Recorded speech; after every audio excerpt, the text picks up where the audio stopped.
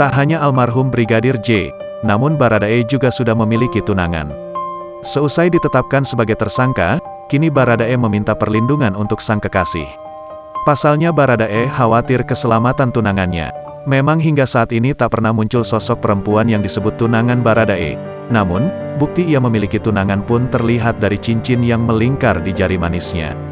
Bahkan saat menjalani pemeriksaan pun, Baradae tak pernah melepas cincin tersebut. Baru-baru ini pun turut beredar potret yang diduga sosok tunangan dari Baradae tersebut di berbagai situs.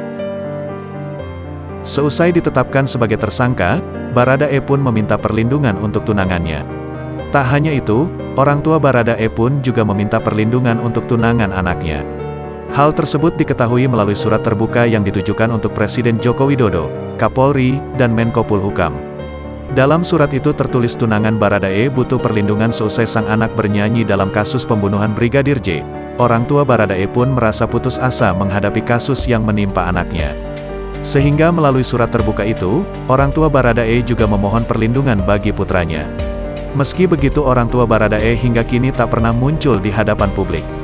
Bahkan mereka pindah rumah hingga ganti nomor telepon lantaran takut mendapat ancaman terkait kasus tewasnya Brigadir J.